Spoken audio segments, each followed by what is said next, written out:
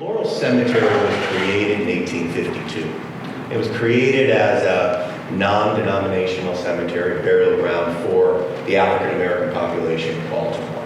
And over the ensuing 70, 80 years, it would become one of the most important places in the area for African Americans to be buried. And really the entire spectrum, socioeconomic spectrum of African American society was buried in Laurel.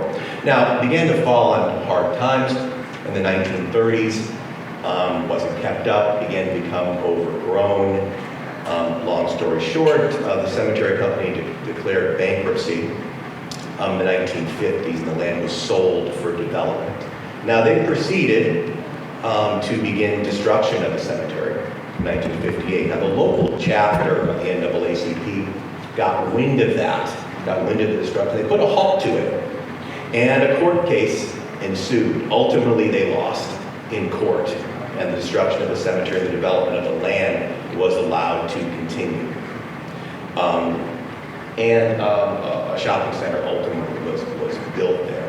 In 2014, came across this map, 1876. Okay, I like looking at historical maps anyway. You know, but you have here.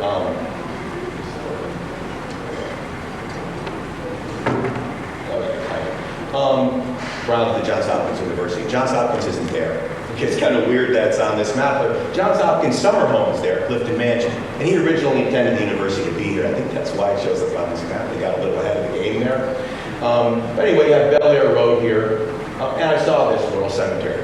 I'm not an expert on Baltimore, I'm not from Baltimore, but I've been to Clifton Mansion a bunch of times. The golf course is right there. It's like, there's not really a cemetery across the street from Clifton Park, I don't think. Drove out there. And there is a shopping center there. There's a food depot, strip mall, Foreman Mills clothing store. This is kind of in the northwest part. This area that's the grassy area that's kind of really eroding pretty heavily now. Here's Bel Air Road right. But also right near where this picture is taken, there's a broken tombstone sticking up. So I had an idea, wow, there really was a cemetery here. This might be a good opportunity. The shopping center, pretty much perfectly the footprint of the old cemetery. They extended a little beyond here, all the way to Edison. There's Foreman Mills, there's Food Depot, and the strip mall. We decided to focus here. It's the only area of any size that's not paved over, you know, within the shopping center, within the side. We really just had really one objective, really one question we were trying to answer in this, and that is it still burial ground? That was really our only question we had. Is it still actually a burial, or was it completely destroyed? And the historic site, of course, is some significance, but is it actually still a burial ground? And we used two really techniques to get at this question. Ground penetrating radar, that's a way, it's using radio waves, high frequency radios to look below the surface, and it remains, archaeological remains under the ground, and excavation. Now, we excavated in 4 different locations, 6 excavation pits in all. While we found some remains of some grave markers, and this particular pit is kind of in the middle of that grassy area, we decided to focus right in this area.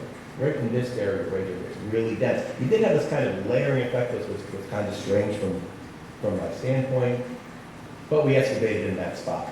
And what we found in that pit, that 5th excavation pit, were remains of burials. Here's some of the hardware we found in that pit, and really how they appear is really just as the walls and the base of these, it's just like a really, in this case, really thin, just lens of soil. You can't really remove it per se, but we did take some samples of it.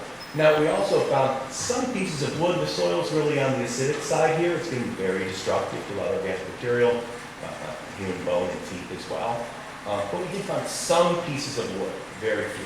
But we also found that pit also, though, was human remains. Okay, 2 small pieces of long bone. This one's up the top. This is intact. This is one that roots grew right through them, kind of fragment them and split them up.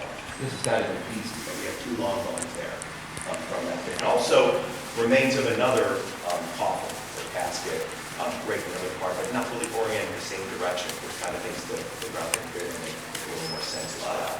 We were able to positively determine that it is a burial ground. Also, we found 2 sets of remains in a very small little area. Those excavation pits were side by side. And my original idea that they bulldoze the site, push things to the side, potentially up in this grassy area, really was wrong. Came to see that, looking at our excavations and the limited survey we did with the ground penetrating radar, that probably a lot of the burials are intact. Okay, a lot of them are just there, under the parking lot, under the grassy area. Officially, they moved it. They moved Laurel Cemetery. It exists. It's up in Carroll County, okay, in Johnsville. That's where it is. They moved, by reports, 300 or 400 burials, 300 or 400 graves up there to Johnsville. This is a picture of what it looks today up in Johnsville. What is there, okay, of Laurel Cemetery. Again, by all accounts, several thousand people were buried there. From what we're getting and the work we're doing right now, probably many more than that actually were buried there. What happened at Laurel was a grave injustice. We can't really undo it. Can't do anything about it. I've come to see over these past couple of years with people coming together.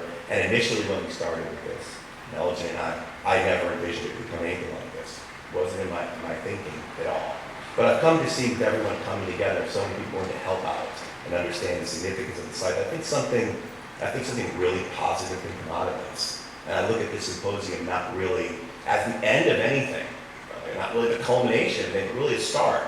A start for us to get on this path towards that end, towards recognizing the site. Thank you.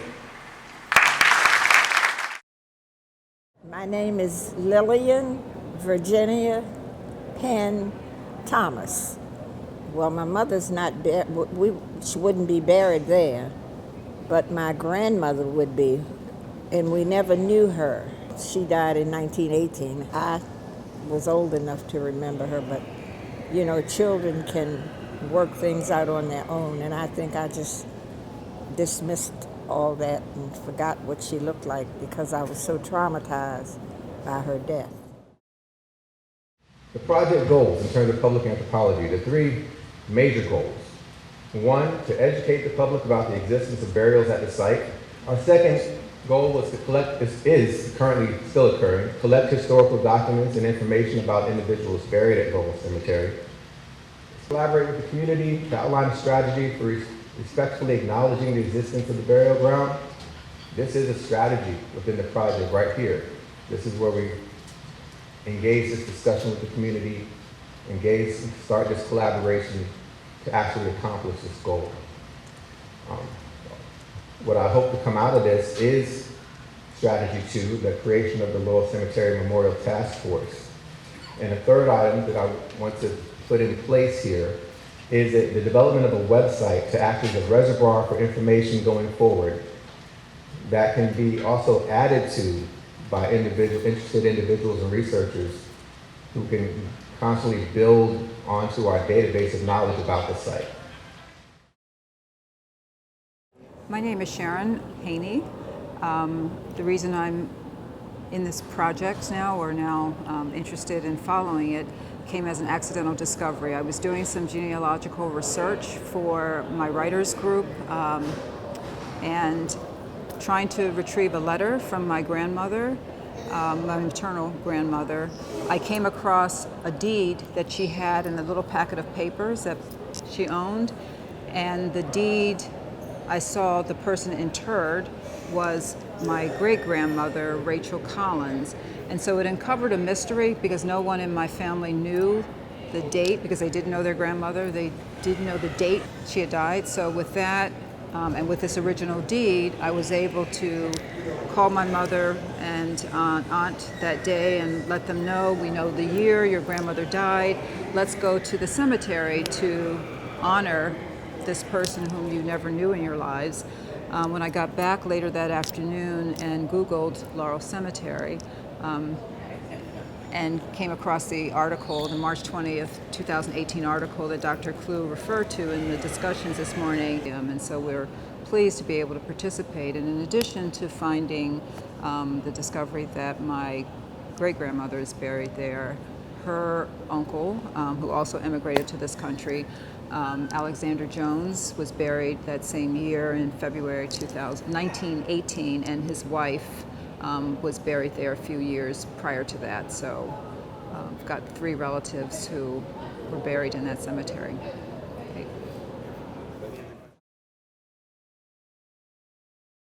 So the topic of the Laurel Cemetery came up last summer. We had a meeting. You know, we didn't know if anything was being done in reference to documenting the history, researching the history of Laurel Cemetery. In addition to that, one of our members, Eva Slezak, has been at the Pratt Library for years. And Eva has been collecting information on Laurel Cemetery for decades. In addition to that, there are two people that have worked diligently on Laurel Cemetery prior to that, Alma Moore and Ralph Clayton. And so she brought me the information. And so we've added that to our collection. We also started looking at newspaper archives on the ProQuest.com website.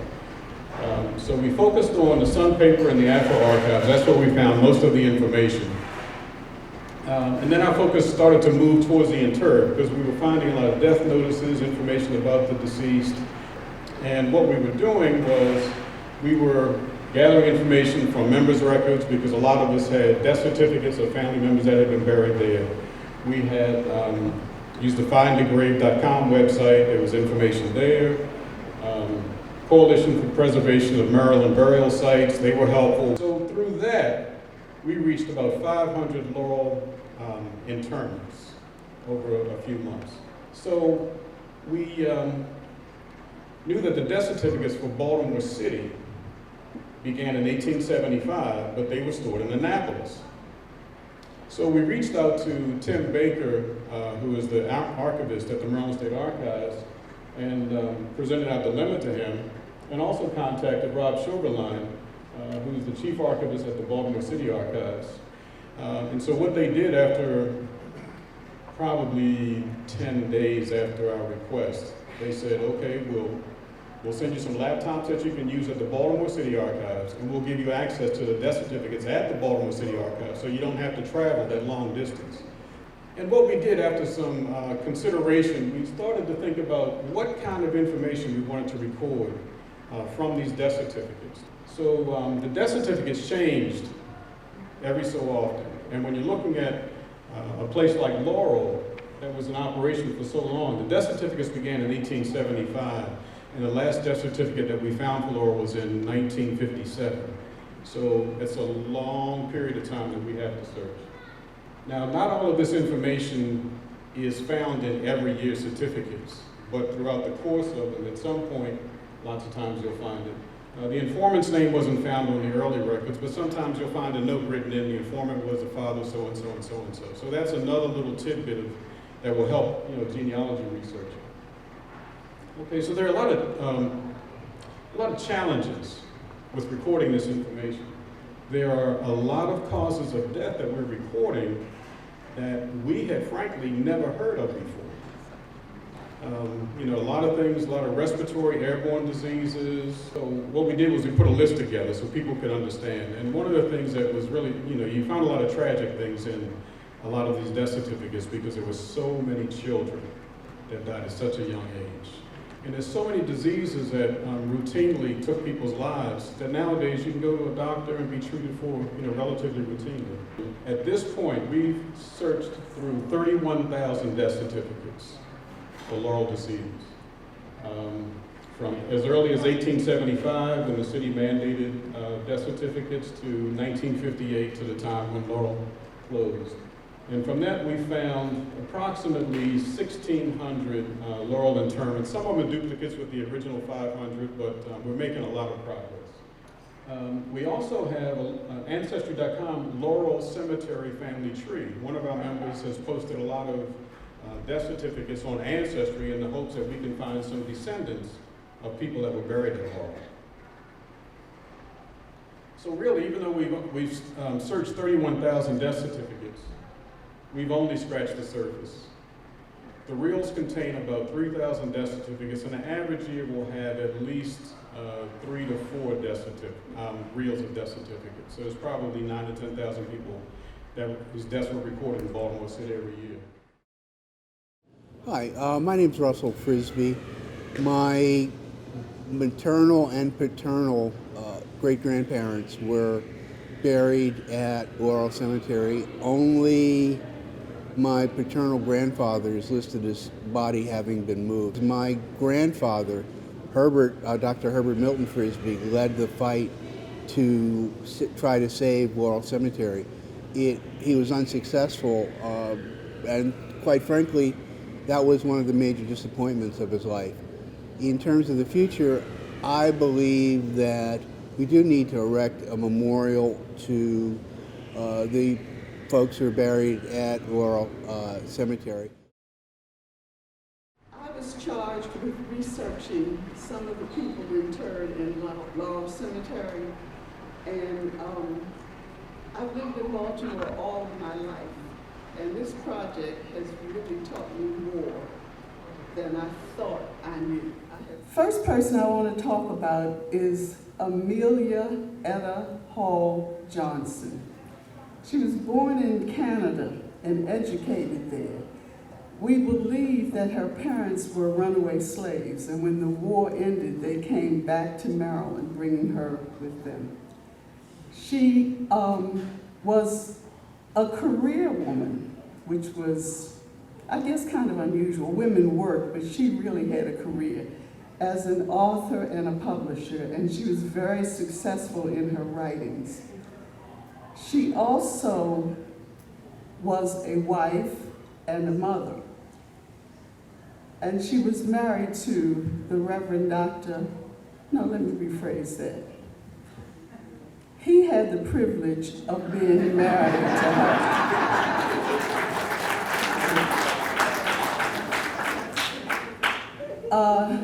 Harvey Johnson was born enslaved in Fauquier County, Virginia, which is the county where my ancestors are from. And I'm desperately trying to make a connection because he's such an illustrious man. I'd love to be related to him. He was educated at Wayland Seminary in Washington, D.C., and then called to pastor Union Baptist Church on Druid Hill Avenue. And he pastored there for 50 years, which is an accomplishment in its own right. He was also influential in training and mentoring other pastors, including the founder of Sharon Baptist Church, which is located in West Baltimore at Pressman and Stricker Streets. He was militant in his demand for equality. And he was traveling on a train and was asked to move to a segregated car, refused to do so, was arrested, and sued the railroad company. Any fight going on in Baltimore City or the state of Maryland that was to uplift African American people, Harvey Johnson was in it. He fought for African American teachers in African American schools. He fought for equality of pay for African American teachers. He was instrumental in having one of the first African American city councilmen elected. So he was always at the forefront of what was going on. Mary Lindsay Credit, I was able to find some information on her because of the Baltimore Afro-American, and they published her obituary. So that's how I know about her. But this is a hard-working woman. She was born free. She had 12 children. That's enough right there.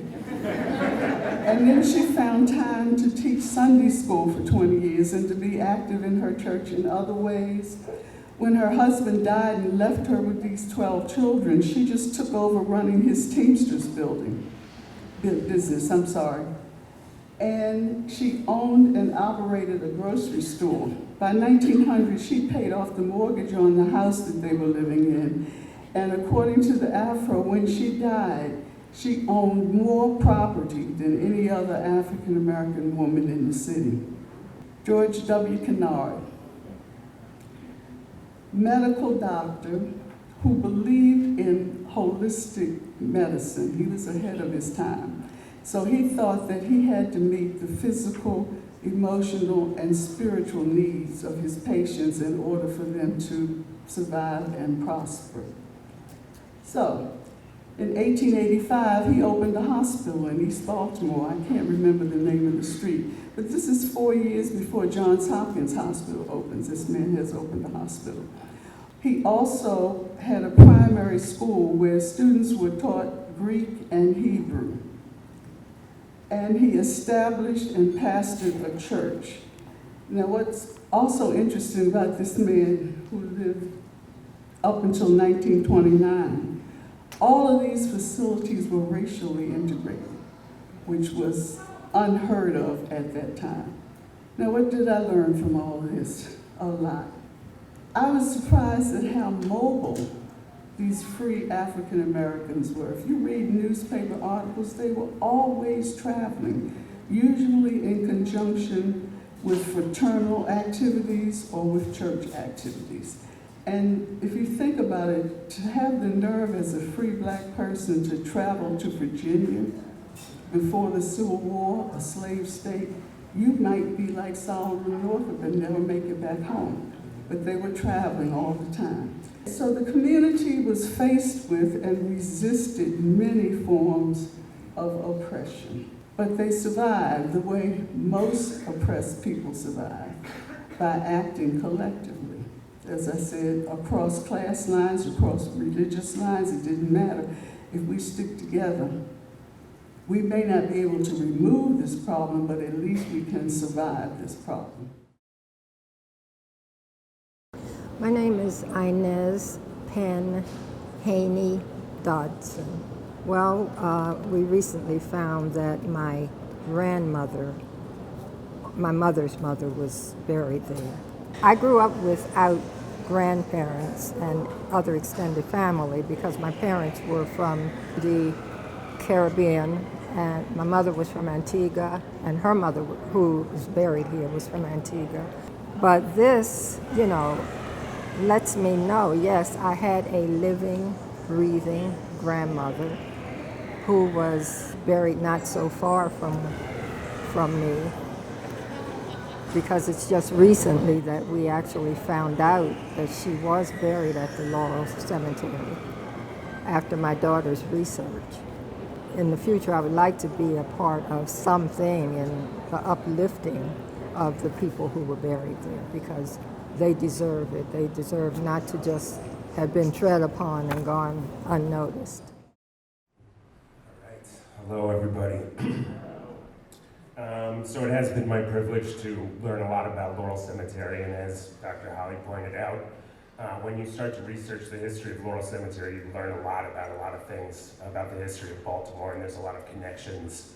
And so, obviously, as a timeline, one of the things we wanted to do was organize the important dates related to the operation of the cemetery, when it went through various different changes of ownership. We also wanted to include as many primary documents as we could find that were related to the operation of the cemetery. So you'll find on the exhibit, for example, the laws that were passed, the legal code that was passed that affected the cemetery through time, and as well on the backside you'll find some of the original deeds that some of the descendants were gracious enough to share with us. The biographical sketches of individuals there were very important for us to bring to life kind of some of the people who were part of this community that were interred at Laurel Cemetery.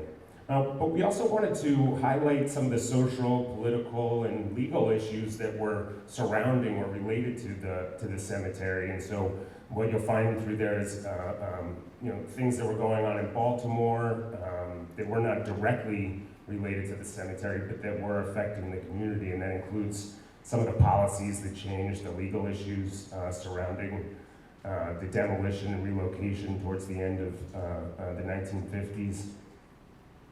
On the backside of the exhibit there, we wanted to highlight some of the concerns for conserving the site today and going forward, and then also some of the future plans for building a memorial and commemorating the site there. And then another thing that was important to us was to highlight throughout the exhibit some of the anthropological concepts and the methods that really guided our research, and some of the concepts that we wanted to highlight and that were on our minds when we were looking into this history. And so throughout the exhibit, you'll find some of these sections on the anthropological theories and concepts and methods and so forth. Again, when we were first planning this out, I have here kind of one of my first sketches for how I wanted this to be laid out, to scale there, to have some artifacts, and to have different panels reflecting different times, and then to also have these kind of smaller pop-outs or maps that had primary documents on there, so you can kind of see how the initial plan got expanded from 3 panels to 10 panels, because, as I say, it was a very complex story, and a lot of connections were drawn once we started researching it. As to the actual organization of the timeline, it's sort of organized into 2 parts. The front side here covers the period of time during which Laurel Cemetery was actually operating, and then moving through the different major periods of time and sort of talking about, in the blue section there, you'll see that has the events that directly impact upon the cemetery, and then surrounding the main timeline is tangential information. And then on the back side, we have all the research that went in after the cemetery was demolished. And so that included the genealogical research, the archaeological research, the biographies that were researched by Dr. Holly, and the names that all of the Boggs volunteers compiled. We wanted to put all of that there as well to kind of show what we've learned about Laurel Cemetery through this project. And I do want to mention that although I did do a lot of research for the timeline, I certainly did not do this alone. This was very much a group effort, and a lot of the starting from this came from research that was done in the 80s by Ralph Clayton and Alma Moore. And in their article on the Laurel Hill Cemetery, they had a rough timeline of events, which really was the foundation that we built upon for deciding what to put in there. As I mentioned, the biographical research by Dr. Holly and the genealogical research by Glenn and Karen Kay and the other Boggs volunteers all went into the timeline as well. The archaeological research and the anthropological research that Ron and Elgin were working on long before I got involved, obviously. Legal research, I talked a lot with Beverly Carter, who's a lawyer, and kind of helped guide the legal aspects of the timeline. And then Dr. Pappenfuse has already been recognized as well, but I also wanted to recognize Nancy Sheets, who in her blog, The Monumental City, has a page about Laurel Cemetery, which also has a timeline of some of the things that form some of the basis for what we have laid out here now. So I just want to wrap up here by talking about what some of the plans are. And so today's the first day we've actually shown or unveiled the exhibit. But one of the nice things about the modular design is we'll be able to update it as more research or more information comes to light and more research is done. So for example, as we continue the genealogical research, we can add more names and more biographies. As new laws or legislation or policies that might affect the cemetery, and one of the things we have on the back side of the exhibit is some of the pending legislation which might affect Laurel and actually all African American burial sites. So as those laws come into effect, we can update those sections. And certainly if we manage to get a memorial constructed like we hope to, we can update those parts. And then also we want to make it a traveling exhibit. And so after today, our immediate plan is to move it over into the library here on Coppin, across the campus over there. But in the future, we want to move it to other schools, libraries, museums, perhaps show it at other conferences or at government buildings. I also wanted to say that we would love to hear your input of where you think a good venue. And already today, I've talked to a few people who have kind of said, we should show the exhibit at this place or at this place, and so that's great for us because, we want to get this information to as many people as possible, and so, that's certainly something we would appreciate. And I guess that brings me to the end of my time, and I'm sure you're all ready for lunch, so I'll just say thank you all very much for attending. And Okay, my name is Matthews Wright. I have relatives that were buried in Laurel Cemetery. I first became involved with the idea of my relatives being buried because I saw an article from the Afro from 1937, I believe it was. And I sent it to Dr. Clue. Samuel W. Chase is a great cousin. His son, P. Morton Chase, took up the business of being a mortician after his father. P. Morton Chase married my grandmother's sister, Lydia Chase. And at the time that I found out about Samuel Chase, he was burying another cousin, Reverend Henry Hutton, who was a pastor at St. Paul's Church. And the Huttons, they were not slaves, they were freed men. Samuel Chase, his father, there's a Samuel W. Chase Sr. Then there's a Samuel Chase, whom is his father. I have his slave records from when he was a slave with his 7 children and I guess wife at that time. He was listed as Samuel Chase, but everyone else was listed as a number. I knew that it was him. I saw records in 1880, I saw records in 1890, 1900, all the way up to about 1920. And he had 6 children plus his wife. So that was my Samuel Chase. Then the other conferring information, as I found about people that he buried, Samuel W. Chase Sr. buried, he buried his father, who was Samuel Chase. Then P. Morton Chase buried Samuel W. Chase Sr. out at Laurel. Samuel Chase, the eldest, was also listed as a minister. He was listed as a teacher. And then coming here, I've been able to make contact with people that I've been trying to make contact 7 years. And just hearing that Kimmy Fletcher, Dr. Kimmy Fletcher, we met at the post office 4 years ago. I saw that she was doing work on morticians. And I said, well, my families are nothing but morticians. We were never able to connect. And then when we saw each other, the bell rang. You were the guy. I said, yeah, you were the girl at the post office.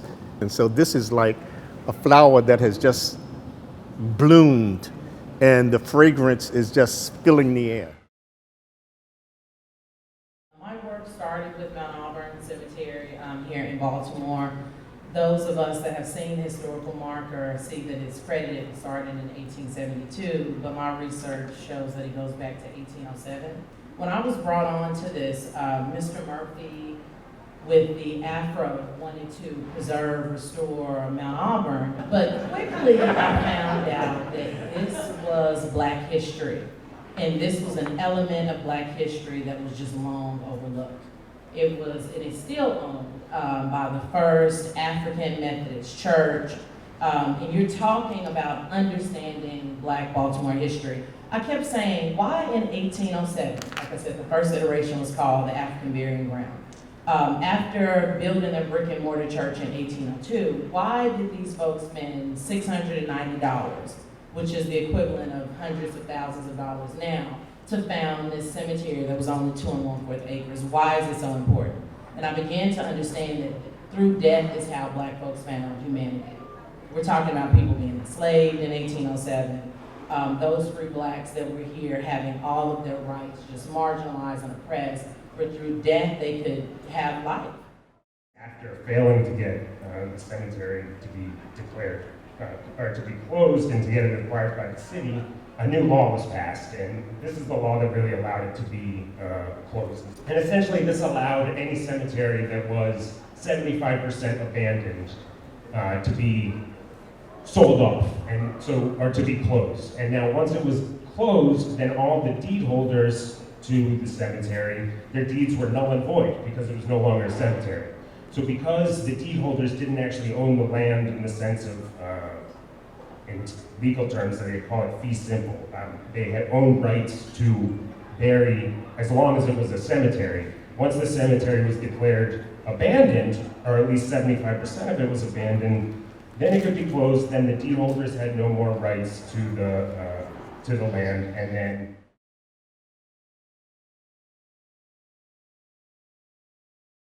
The big thing that Mount Auburn ran into as early as maybe 1901, and the trustee records was perpetual care.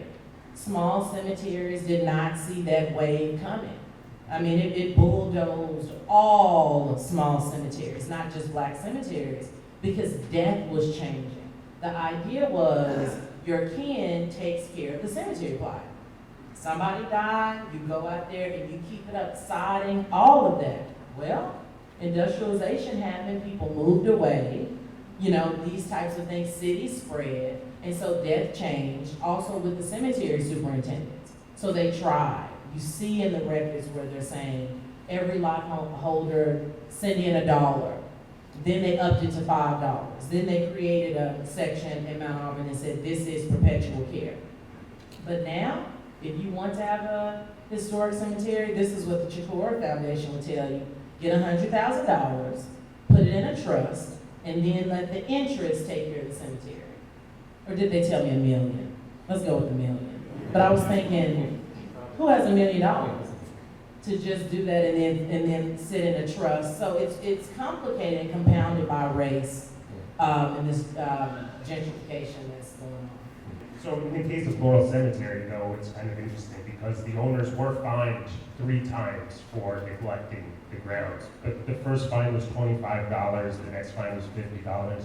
And another thing, the perpetual care is very important. And so even if a cemetery doesn't provide perpetual care, they're now required to at least declare that they don't provide perpetual care. And so there's this ambiguity with Laurel Cemetery.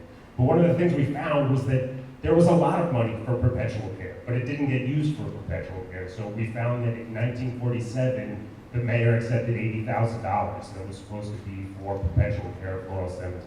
Didn't get used for perpetual care of Laurel Cemetery. We found in people's wills that they left like $300 here, a couple $100 there for perpetual care of their family lots. And so that money was there, but it wasn't used properly in, you know, to maintain the cemetery. And so the problems that we kind of are still facing, you know, affected Laurel Cemetery in the real way that